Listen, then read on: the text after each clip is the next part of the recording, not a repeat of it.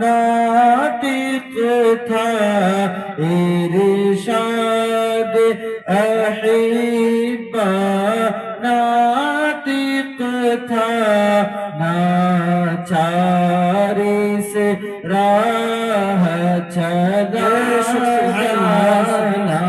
سبحان اللہ نذیر کفی نظر مثل تو نہ شد پیدا جانا.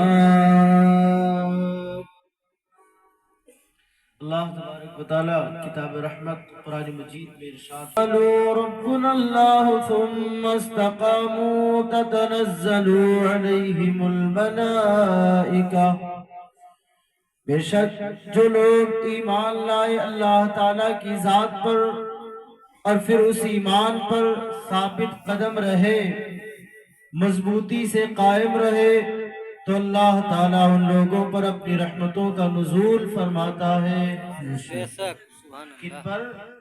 جو ایمان لائے، جنہوں نے یہ مانا کہ اللہ ایک ہے، جنہوں نے یہ مانا کہ جناب محمد مصطفیٰ صلی اللہ تعالیٰ علیہ وسلم اللہ کے آخری رسول ہیں، جنہوں نے یہ مانا کہ قرآن اللہ تعالیٰ کا نازل کیا ہوا کلام ہے، جنہوں نے یہ مانا کہ مصطفیٰ نے جن چیزوں کو حرام فرما دیا ہے وہ حرام ہے، اور جن چیزوں کو حلال فرما دیا ہے وہ حلال ہے. جن لوگوں نے ان باتوں پر ایمان لائے، جو لوگ ان باتوں پر ایمان لائے، مانا اور اس پر ثابت قدم رہے، ان لوگوں پر اللہ تعالیٰ اپنی رحمتوں کا نزول فرماتا ہے. حضرت علامہ جلال الدین سیوطی رحمت اللہ تعالیٰ علیہ اپنی کتاب شرح الصدور میں اس آیہ کریمہ کی تفسیر میں ایک واقعہ لکھتے ہیں کہ ایمان والے جب ایمان لاتے ہیں تو اس کے بعد وہ کس طرح اپنے ایمان پر قائم رہتے ہیں. یعنی کسی چیز کو زبان سے کہہ دینا اور بات ہے، اس کو کر کے دکھانا اور بات ہے. کہہ دینا کہ میں فلاں کے لیے اپنی جان دے سکتا ہوں، یہ آسان ہے، مگر جان دے کے دکھانا یہ مشکل بات ہے. اعلان کرنا، کہنا کہ ہم صاحب ایمان ہیں، ہم مسلمان ہیں، یہ آسان ہے، اور مسلمان بن کے زندگی گزارنا، مسلمان بن کے دکھانا، یہ کام بہت مشکل کام ہے. تو حضرت علامہ جلال الدین سیوطی رحمت اللہ تعالیٰ علیہ بہت بڑے امام ہیں. آپ کی شان یہ ہے کہ آپ نے 70 سے زیادہ مرتبہ، ایک روایت میں ہے 70 بار، ایک روایت میں ہے 72 مرتبہ، آپ نے ایسے ہی جیتی جاگتی آنکھوں سے مدینے والے سرکار کا دیدار کیا ہے. سبحان اللہ. جس ذات نے 70 یا 72 مرتبہ مدینے کے تاجدار کو یوں ہی دیکھا ہو جاگتے ہوئے، خواب میں نہیں، جاگتے ہوئے عالم بیداری میں، اس ذات کا عالم کیا ہوگا. اور وہ اگر کوئی بات کہے گی ذات تو وہ بات جھوٹی نہیں ہوگی، وہ بات کمی اور کجی سے مبرہ نہیں ہوگی، بلکہ عیا ہوگی، ممتاز ہوگی. آپ ایک کتاب لکھتے ہیں جس کا نام شرح الصدور ہے، اس کے اندر ایک واقعہ لکھتے ہیں. اسی آیت کریمہ کی تفسیر میں کہتے ہیں کہ بادشاہ روم جو اس دور کا تھا، اس کا نام تھا ہرقل. اس کے درباریوں نے، اس کے سپاہیوں نے 3 مسلمان نوجوانوں کو گرفتار کیا. کتنوں کو گرفتار کیا؟ 3 نوجوان مسلمانوں کو. ایک کی عمر 18 سال، ایک کی عمر 22 سال، ایک کی عمر 20 یا 24 سال کی. کہتے ہیں کہ وہ 3 نوجوان جنگ میں لڑتے ہوئے ان بادشاہ کے سپاہیوں کے ہاتھ لگ گئے. بادشاہ کے سپاہیوں نے ان نوجوانوں کو پکڑا اس امید کے ساتھ کہ ان کو بادشاہ کے پاس لے جائیں گے، بادشاہ انہیں ڈرائے گا، انہیں خوف دے گا. اگر یہ ڈر کے خوف سے انہوں نے اسلام کو نہ چھوڑا تو بادشاہ ان کو لالچ دے گا، مال کی، دولت کی، ثروت کی، حکومت کی. اگر یہ لالچ میں آ گئے اور انہوں نے اسلام چھوڑ دیا اور یہ عیسائی بن جائیں گے تو ہمارا لشکر مضبوط ہو جائے گا.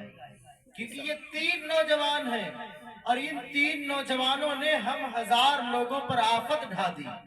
ان 3 نوجوانوں نے ہمارے 1000 کے لشکر کو زیر کر دیا، مغلوب کر دیا. اگر یہ 3 ہمارے لشکر میں آ جائیں گے تو ہمارے لشکر کی شان اور بڑھ جائے گی. بادشاہ کے محل میں لے کے آئے، بادشاہ کے سامنے پیش کیا. بادشاہ نے کہا اے لوگوں، ہم تمہیں موقع دیتے ہیں، مہلت دیتے ہیں. یہ دیکھو ایک طرف تخت ہے جس پر حکومت ہے، تاج شاہی ہے، مال ہے، دولت ہے، ثروت ہے، جو چاہو تمہیں دیا جائے گا. ایک طرف تختہ ہے، اگر تم میری بات مانو گے تو تمہیں مال دیا جائے گا، اور میری بات سے انکار کرو گے تو ہم تمہیں سزا دیں گے، تمہیں مار دیں گے، تمہیں ختم کر دیں گے. اب بتاؤ، تم مال چاہتے ہو، یہ جان دینا چاہتے ہو، تمہیں کرنا کیا ہے؟ تمہیں اتنا کرنا ہے کہ تم جس نبی کا کلمہ پڑھتے ہو اس نبی کا کلمہ پڑھنا چھوڑ دو. تم جس دین پر ہو وہ دین اسلام چھوڑ دو. تم جو قرآن پڑھتے ہو وہ قرآن چھوڑ دو. تم جو مصطفیٰ کی نعت پڑھتے ہو وہ مصطفیٰ کی نعت پڑھنا چھوڑ دو. ہم تمہیں بادشاہ بنائیں گے، ہم تمہیں مال دیں گے، سونا و چاندی دیں گے. اب وہ 3 مسلمان نوجوان بادشاہ کی طرف دیکھتے ہیں اور کہتے ہیں بادشاہ تو کیا سمجھتا ہے یہ دنیا کا مال میرے ایمان کو خرید پائے گا؟ یہ تیری بادشاہت میرے ایمان کو خریدے گی؟ یہ تیری حکومت میرے ایمان کو خریدے گی؟ بادشاہ ایسا کبھی نہیں ہو سکتا. اس دولت کو ہم اپنے پاؤں کی ٹھوکر مارتے ہیں اور مصطفیٰ جان رحمت صلی اللہ تعالیٰ علیہ وسلم کے دین کے لیے، آپ کی محبت کے لیے، آپ کے قرآن کے لیے، آپ کی نعت کے لیے. ارے یہ تو ایک جان ہے، اگر میرا رب 1000 جانیں دیتا ہم ہر جان کو اپنے نبی کے نام پہ قربان کرتے چلے جاتے. بے شک سبحان اللہ. نعرہ تکبیر، نعرہ رسالت، نعرہ رسالت. شہزادہ حضور عاشق ملت، مسلک اعلی حضرت، جشن عید میلاد النبی. نعرہ تکبیر، نعرہ رسالت. اے بادشاہ، یہ مال و زر، یہ دولت، یہ ثروت، ہم ان کو ٹھوکر مارتے ہیں اور یہ تو ایک جان ہے. اگر ہمارے پاس ہزاروں جانیں ہوتی ہم ہر جان کو اپنے دین پر، اپنے نبی کی عظمت پر قربان کر دیتے. اسی کو کہتے ہیں شہزاد اعلیٰ حضرت. یہ ایک جان کیا ہے اگر ہو کروڑوں، یہ ایک جان کیا ہے اگر ہو کروڑوں، یہ ایک جان کیا ہے اگر ہو کروڑوں، اگر ہو کروڑوں. تیرے نام پر سب کو وارا کروں، تیرے نام پر سب کو وارا کروں میں.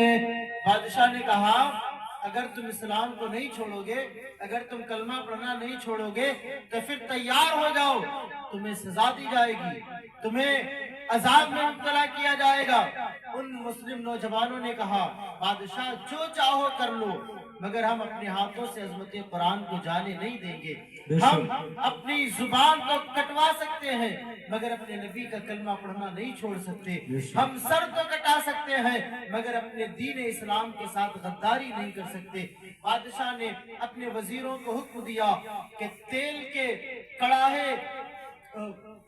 کڑاہے چڑھائے جائے، ان کے نیچے آگ جلائی جائے اور تیل کھولایا جائے. بادشاہ کے حکم پر आग जलाई गई, उस पर बड़े बड़े तेल के कड़ाहे रखे गए और आग की शिद्दत से, आग की तपिश से जब वो तेल उबलने लगा, बादशाह ने उन नौजवानों की तरफ मुखातिब होकर कहा, तुम्हारे पास आखिरी मौका है, या तो तुम इस्लाम छोड़ दो, ईसाई बन जाओ, या इन तेल के कड़ाहों में अपने आप को बर्बाद करने के लिए तैयार हो जाओ।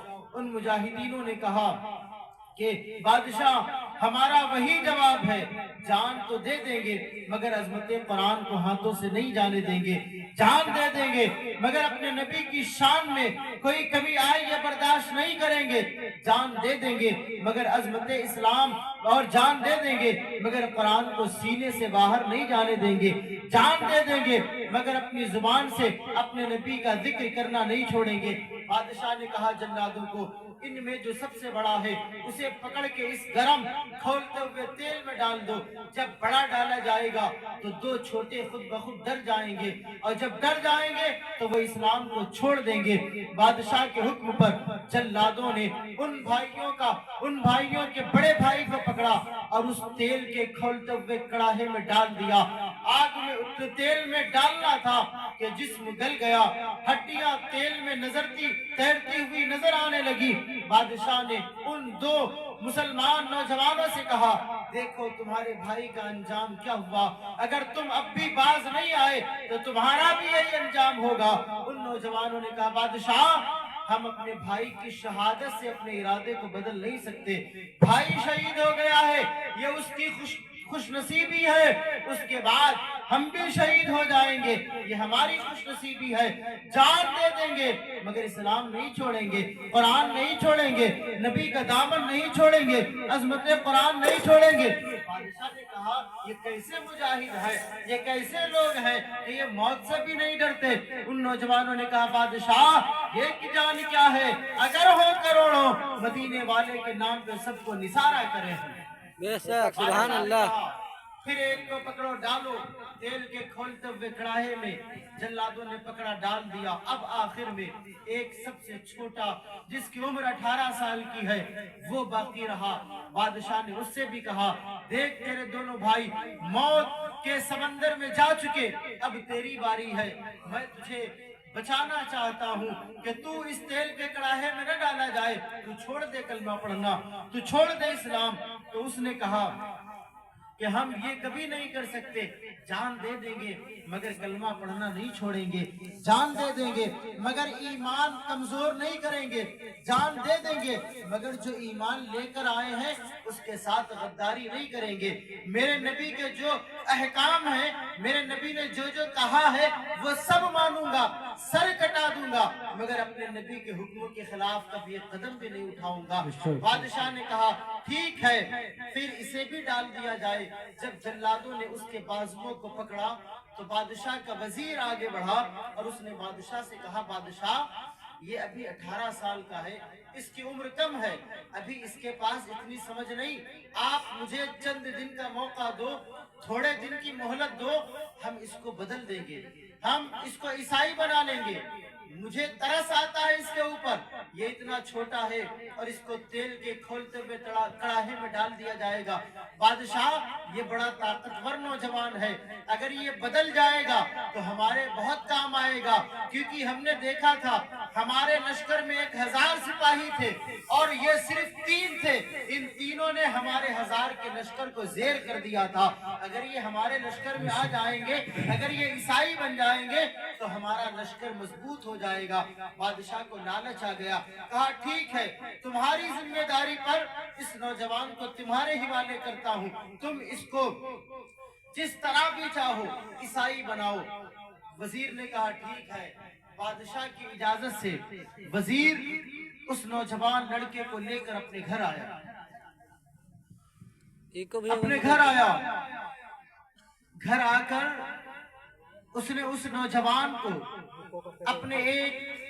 अपने घर के एक कमरे में बंद कर दिया और अपनी एक नौजवान लड़की जिसके हुस्न के चर्चे उस वक्त पूरे रूम में थे और बड़ी खूबसूरत, बड़ी दिलकश, बड़ी हसीनो जमील, बड़े बड़े उमरा, बड़े बड़े रौसा, बड़े बड़े दौलत वाले, बड़े बड़े बादशाहों के शहजादों के पैगाम उस लड़की के निकाह के लिए उस वजीर के पास आया करते थे।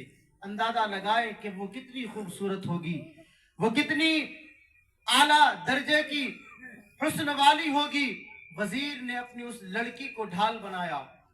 कल भी ईसाई अपने घर की औरतों को कौम मुस्लिम के नौजवानों का ईमान छीनने के लिए ढाल बनाया करते थे, आज भी ढाल बनाते हैं।